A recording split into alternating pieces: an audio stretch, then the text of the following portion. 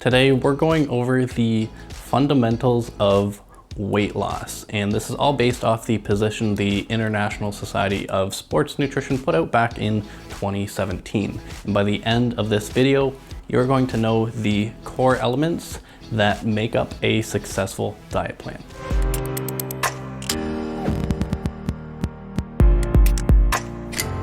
Hey, what's going on everyone? It's Aaron from AMFIT Coaching, and today we're going over the important things you need to consider when putting together a diet plan. And these are all things that make up successful diet plans that help people lose weight. And if you're new here, my name is Aaron. I'm an online fat loss coach. I help people lose weight and get strong. And if you want to keep seeing more videos like this and get updated every time, make sure to hit the subscribe button down below.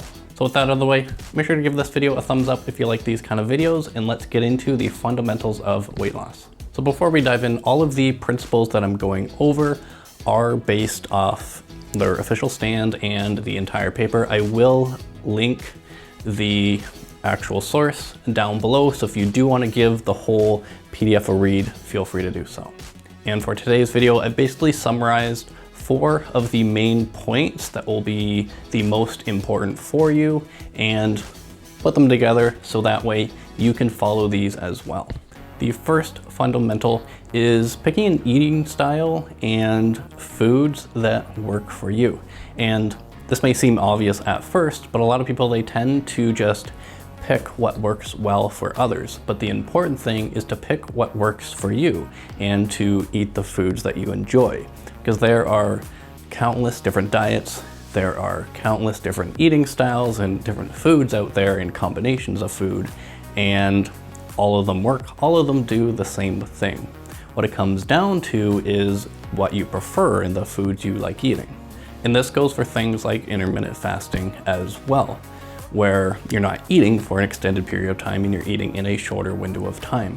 Intermittent fasting compared to just eating throughout the day are fairly similar, and there are some benefits with intermittent fasting like blood sugar regulation and everything like that, but that's a whole other topic and that doesn't apply to everybody. So pick the foods that you like, pick the diet type that you like, whether it's keto or like vegetarian or just like a balanced nutrition or like a higher fat diet.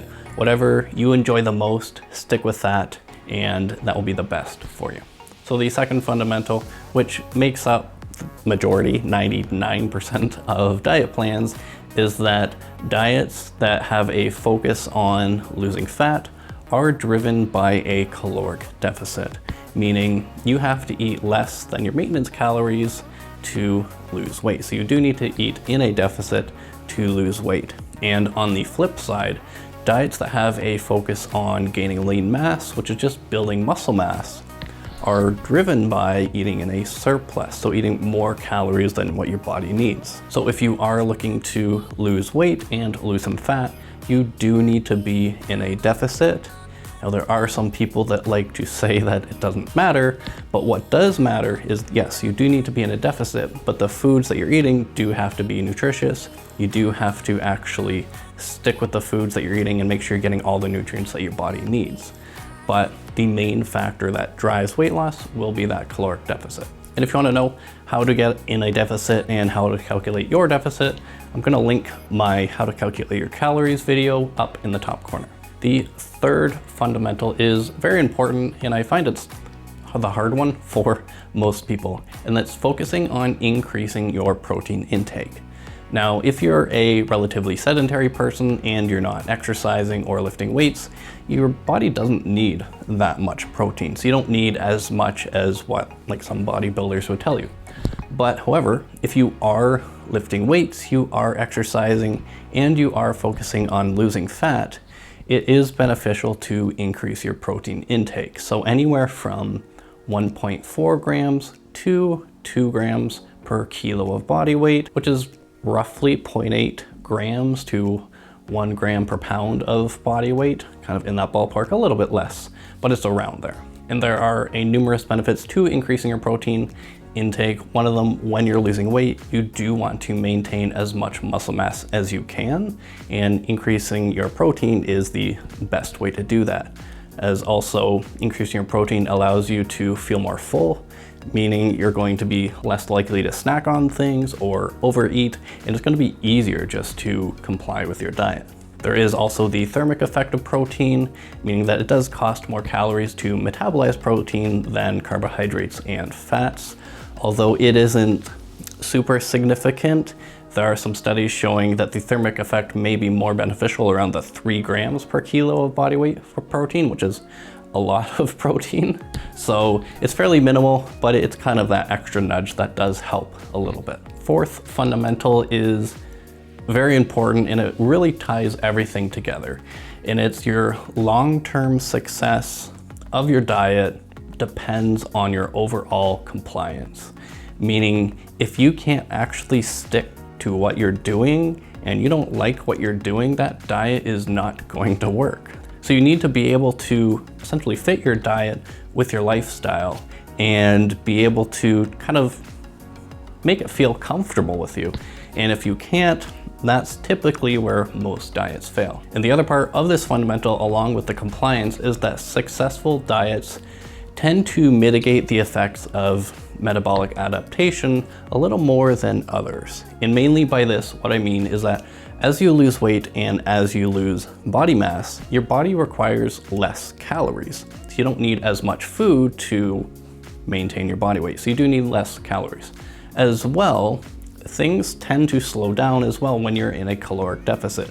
Some things are kind of subconscious. If you're eating less food and taking in less energy, you're just naturally going to move a little less. So if your exercise program makes it more of an incentive, or it puts it into your routine to actually get some physical exercise of some sort on a daily basis, that's one way to mitigate that kind of slowdown.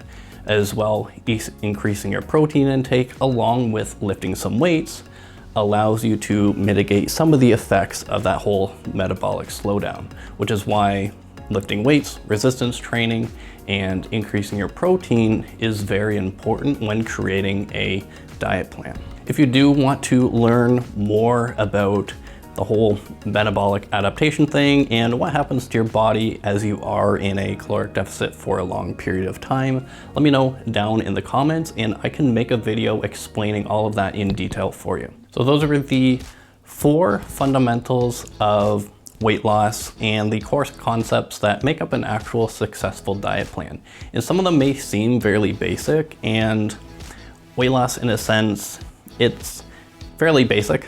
And it doesn't need to be complicated like a lot of people think it to be, or they try to make it complicated just to kind of make you confused or something. But it really comes down to, are you in a deficit? Are you on a good physical activity plan? Whether it's lifting weights, it doesn't have to be, it could be just going for a walk, it could be doing some yoga. Are you eating a good varied diet, getting your nutrients in, getting a good amount of protein? And do you actually like what you're doing? Do you enjoy the current lifestyle that you're living? And if you do, then complying to everything is going to be a lot easier. So losing weight is going to happen. So that's why I always say, do what works for you. It's ultimately the best thing. Don't just do what works for somebody else. That brings us to the end of today's video, and thank you for watching. If you have any questions on this or want me to expand on anything a little more in detail, feel free to leave a comment down below and I can get a video made to give you a little more info on some of the behind the scenes things that come to weight loss. So thanks for watching. I appreciate all of you, and I'll see you guys next time.